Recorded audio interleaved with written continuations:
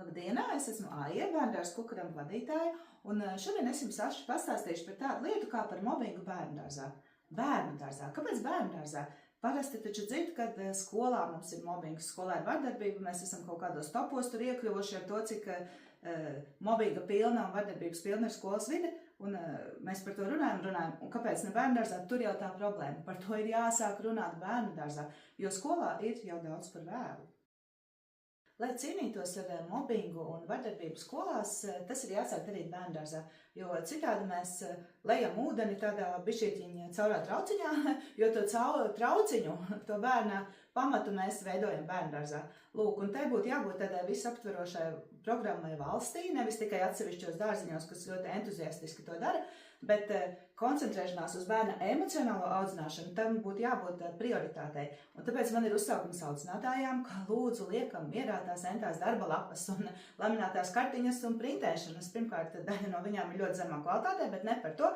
Bet svarīgākais, kas bērnam ir jābūt bērndārzā, ir emocionālā audzināšana. Nevis tikai nosaukt un apgūt savas emocijas, bet un visas tās pašadītās mācīšanās un tās Harija Poterā cienīgie nosaukumi, caurviju prasmes un kas tur vēl ne.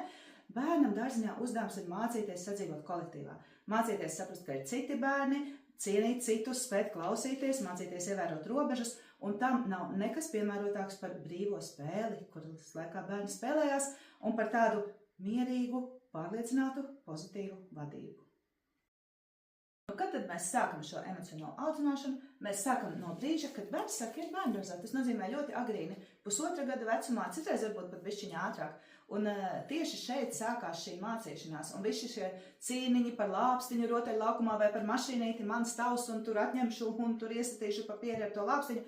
Te jau tie bērni sāk mācīties, ka otram sis nedrīkst, ka mēs varam pagaidīt, ka mēs varam paciesties, ka mēs varam samainīties, ka ir dažādas iespējas, un šeit audzinātāji ir jābūt blakus, un tas jāpamana, jo te gan ir jāsaprot, ka īpaši mazā vecumā bērna dārza audzinātāji nāklīt, viņas nav tikai pieskatītājs, viņas ir ļoti būtiski cilvēki, kas palīdzēs bērnam apgūt visas šīs robežas un izpratni par to, ka citi bērni arī ir cilvēki. Tas sākās ļoti agrīnā vecumā, tāpēc te atkal ir tāds valstiskais uzdevums, ieguldīt pedagogu izglītībā un to novērtēt, lai viņas spētu pamanīt šos te momentus. Un lai audzinātājs spētu pamanīt šos momentus un palīdzēt tam 1,5-gadniekam un 2-gadniekam sākt draudzēties un sākt viņa emocionālo audzināšanu, ir jābūt adekvātai pieaugušo bērnu proporcijai. Ja grupiņā ir 20 bērni un 2 pieaugušie, kāda emocionāla audzināšana? Izdzīvošana labākajā gadījumā. Tas taču mums ir jāsaprot. Kas tad palīdz? Palīdz vienkārši skaidri noteikumi, kas ir bērndārza grupā, izstrādāti kopā ar bērniem. Mazajās grupās tiem nav jābūt uzrakstiem pie sienas, jo viņi vēl nelasa, tās var būt piktogrammas, kas tiek regulāri atkārtotas aplī, un uz ko mēs norādām, ja ir kāda grūtība. Mierīgs plūstošs dienas ritms bērndārzā neko nevar nokavēt. Un bērni ir jāvēro, audzinātājiem bērni ir jāvēro, jo ja mēs visu laiku viņus mācām, pedagoģizējam, vadam un tā tālāk, kad tad viņi iemācīsies vadīt paši savu uzvedību? Kad tad viņi trenēsies? Lūk, un audzinātājiem vērot bērnus ir jāpamana šie momenti, šie mobbinga momenti, kam sāk sēklas augt un kājas augt bērndārzā. Es tev nedošu roku, tu nevari ar mums spēlēties. Un tādā garā tipiskas situācijas bērndārzā. Un audzinātājiem nav tas jāatstāj pašplūsmā, bet ir jāsaka, nē, mums ir draudzīgo rociņu likums, mēs visi dodam viens otram rokas. Nē, jums ir jāizdomā tāda spēle, kur jūs varat spēlēties trietā, jo mums bērndārzā visi viens ar otru spēlējās. Un kādēļ tas jādara? Jo šajā vecumā pieaugušais vēl ir autoritāte, ko nevienmēr var teikt jau vairs par skolas vecumu. Un ja pieaugušais uzstājīgi, neatlaidīgi, maigi un stingri norāda šīs robežas, ka nē, neviens te netiks atsums, visi mums nāks aplītī, visi dod viens otram rokas, bērns to pieņem. Viņam to ir viegli pieņemt, ja pieaugušais rāda šo te piemēru, un tas ieaug viņa pieredzē. Ko mēs darām ikdienā bērndārzā, lai šo veicinātu? Mēs runājam ar bērniem par svarīgo. Ir visādas tēmas, studentiņš, bagāts vīrs, pavāri, profesija, viss kaut kas tādā garā. Tas ir ok, bet principā šīs tēmas ir otršķirīgas tad, ja ir kaut kas svarīgāks, par ko runāt.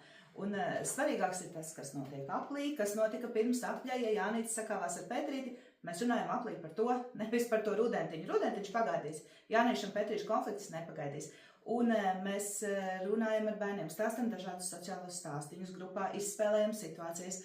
stāstam pasakas, pārunājam, kā tas zvērs jutās vai kā tas bērns jutās, ko varēja darīt savādāk, izmēģinam dažādus tur uzvedības veidus. Mācāmies bērniem teikt stop. Šī ir lieta, ko bērni mācās jau pusotrā gada vecumā. Viņi var pateikt stop, un citiem bērniem ir jāmācās respektēt stop. Lai mēs to darītu, ir dažādi treniņi, uzvedības spēles, spēles ar robežām, ar noteikumiem, galda spēles, izklājam paklājiņus, mācāmies iet viņiem apkārt un nekāpt virsū, elementāru spēle ar robežām. Ir ārkārtīgi daudz dažādu šādu te paņēmienu, kā mēs varam bērniem mācīt gan savas robežas, gan citu robežas, gan balss kontroli, ko nozīmē runāt klusāk, ko nozīmē tagad nerunāt, tagad klausīties. Izmantojam dažādus rotaļīgus tēlus. Tev slinkums darīt darbiņu. Tev laikam klēpīs slinkais apsis ierāpies, nu dzen to apsjārā. Bērnus to pavēlkās, un tas padara audzināšanu par tādu vieglu, nevis par tādu moralizējošu bargu procesu ar bikstīšanu, bet par tādu vieglu un saprotamu bērniem pieejamu lietu, un tad bērni to labāk apgūst. Pēdējā svarīgā lieta, punkts 5, ir sadarbība ar vecākiem. Jeb, kā saka, viens nav karotājs, un, ja audzinātāji vecākam saka, ka tur ir kaut kāda problēma, tad visticamāk viņi tā domā. Un tā ir ļoti liela iespējamība, tā problēma arī tiešām ir. Vecāki citreiz saka, mājās viņš tā nedara. Nu, protams, ka mājās viņš nedara. Mājās vide ir savādāka. Mājās nav apkārt 20 citu bērnu, citu kairinājumu un tam līdzīgi. Mājās viņam nemaz nav iespējas tā darīt. Nezinu, tur kost vai kauties vai kaut kā tā. Bet dārzņā viņš tā dara. Un ļoti bieži ir tā, ka mēs šo problēmu nevaram risināt tikai dārzņā. Un ja audzinātāji lavās jums klāt pēcpusdienā, kad jūs nākat pēc bērna, nemūkat projām, bet nākiet klāt un nebaidieties no viņas. Un ir jāmēģina kopīgiem spēkiem saprast, kas tad ir par bērna uzvedībai, par cēloni, par šo grūtību, kāpēc viņš varbūt ir impulsīvs, kāpēc viņš ir agresīvs, kāpēc citreiz viņam ir tendence atstumt kaut kādus citus bērnus vai, kā saka, mobbingot, to citreiz var sākt izteikti manīt kādā 5-6 gadu vecumā. Varbūt tā ir viņai paša iekšējā tāda nepārliecinātība, kas liek viņam celt savu pašapziņu un pakāpjoties uz citiem. Tas ir svarīgs signāls vecākiem, un nevar būt tā, ka mēs tikai bērnu dārzā ar to strādājam, mēs strādājam kopīgi.